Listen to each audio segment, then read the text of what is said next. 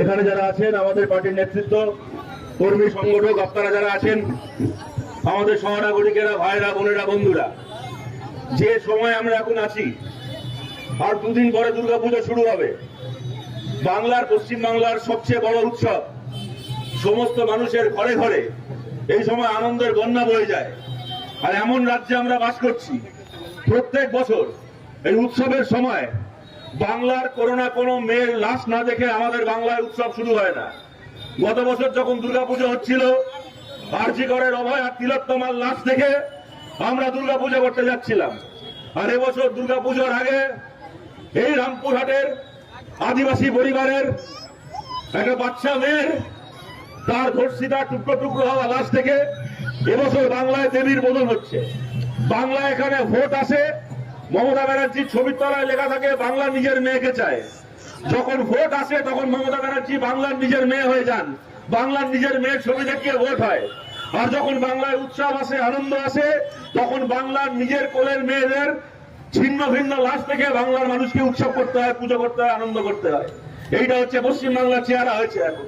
আজ থেকে কয়েক বছর আগে আপনারা জানেন, এই যেখানে দাঁড়িয়ে আছি, আমার এখান থেকে বাঁদিকে 1.5-2 কিলোমিটার দূরে একটা 9 বছরের বাচ্চা মেয়েকে, বকটুয়ে একটা 9 বছরের বাচ্চা মেয়েকে এই তৃণমূলের এই জানোয়ারগুলো বাড়ি থেকে বার করে মাঝরাত্রির বেলা প্রথমে কুপিয়েছিল, তারপর আগুনে পুড়িয়েছিল। এই জানোয়ারগুলো পুড়িয়েছিল। আর এদেরকে জানোয়ারই বা বলবো কেন? এদেরকে জানোয়ার বললে জানোয়ারদের ছোট করা হয়, জানোয়ারদের অপমান করা হয়। জীবজন্তুরা, জানোয়াররাও নিজেদের মধ্যে যাই করুক না কেন, তারা বাচ্চাদের কিছু করে না। জীবজন্তুরা, জানোয়াররাও নিজের বাচ্চাদেরকে আগলে রাখতে পারে। আর এই তৃণমূল কংগ্রেসগুলো এমন জল্লাদ, এরা ছোট বাচ্চাদেরকেও ছাড়ে না। কখনো বকটুয়ে একটা 9 বছরের বাচ্চা মেয়েকে আগুনে পোড়ায়, কাটারি দিয়ে কোপায়, কখনো একটা আদিবাসী মেয়েকে বাড়ি থেকে বার করে দিনের পর দিন তাকে ধর্ষণ করে টুকরো টুকরো করে মেরে ফেলে রেখে যায়। এদেরকে জানোয়ার বললে জানোয়ারদেরকে ছোট করা হবে, অপমান করা হবে। এই ঘটনাকে এড়ানো যেত, মেয়েটাকে বাঁচানো যেত, মেয়েটাকে রক্ষা করা যেত।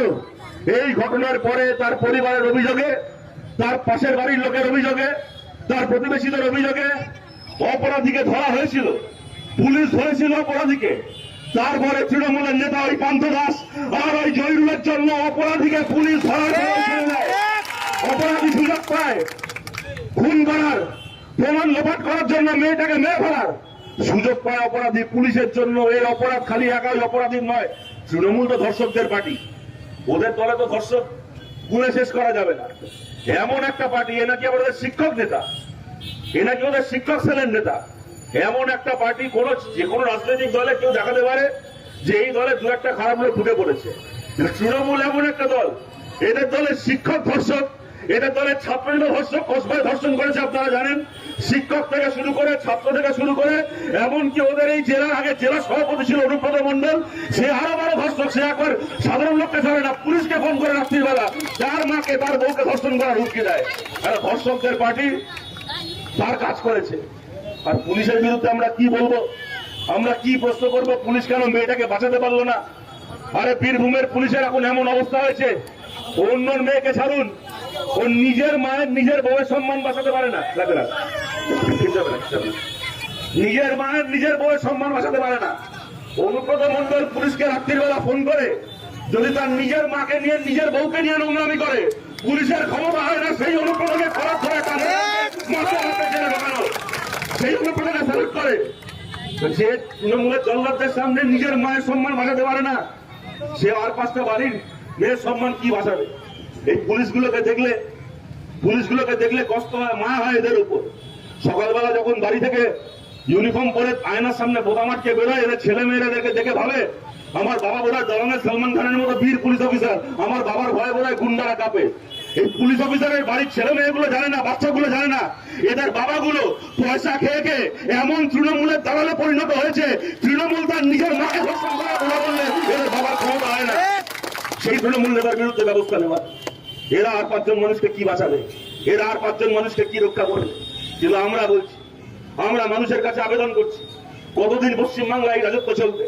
আমরা দেখছিলাম এর আগে বিজেপির নেতারাও এই পরিবারের কাছে গেছেন, বড় বড় কথা বলছেন। যদি আশপাশে কেউ থেকে থাকেন, কোন বিজেপির নেতা, কর্মী, সমর্থক থেকে থাকেন, তাকে জিজ্ঞেস করছি কোন বিজেপির সাধারণ সমর্থক আমাদের শত্রু নন, কোন তৃণমূলের সাধারণ সমর্থক আমাদের শত্রু নন। আমাদের লড়াই পয়সা খাওয়া, খুন করা, ধর্ষণ করা তৃণমূল নেতাগুলোর বিরুদ্ধে, আমাদের লড়াই দাঙ্গা করা বিজেপির নেতাগুলোর বিরুদ্ধে। কোন সাধারণ মানুষ আমাদের শত্রু নন। তাদেরকেও জিজ্ঞেস করছি, আচ্ছা বকটুয়ের এই ঘটনার পরে সিবিআই তদন্তের নির্দেশ দিল আদালত, সিবিআই তদন্ত হলো, কি হলো? ওই যে লালন শেখকে ধরা হলো, সিবিআই হেফাজতে তৃণমূল তাকে মেরে ফেলে ঘটনা চাপা দিয়ে দিল, মুখ বন্ধ করে দিল। এই যদি চলতে থাকে দিনের পর দিন, তাহলে বলুন বাংলার মানুষকে কে নিরাপত্তা দেবে? বাংলার মায়েদের বোনেদের সম্মান কারা বাঁচাবে? বৃষ্টি পড়ছে, আকাশ ভেঙে বৃষ্টি পড়ছে। আমার কথাকে আমি আর বাড়াচ্ছি না, কিন্তু এইটুকু বলছি, ভোটের ফলাফল যাই হয়ে থাক না কেন, বামপন্থীরা আমরা রাস্তায় ছিলাম, আমরা লড়াইয়ে ছিলাম, লড়াই আছি, লড়াই থাকবো। ওরা যত পারে সেটিং করুক, ওরা যত পারে বোঝাপড়া করুক। রামপুরহাট থেকে শুরু করে, বকটুই থেকে শুরু করে, কসবা থেকে শুরু করে, আর্জি করে ধর্ষক যাদেরকে ওরা ভাবছে ওরা বাঁচিয়ে দিতে পারবে, একটা ধর্ষককেও যেন ওরা বাঁচাতে না পারে, তার জন্য আমরা রাস্তায় আছি, মানুষের কাছে আবেদন করছি আপনারা রাস্তায় থাকুন, এদের শেষ থেকে আমরা ছাড়বো। সবাই ভালো থাকবেন, নমস্কার।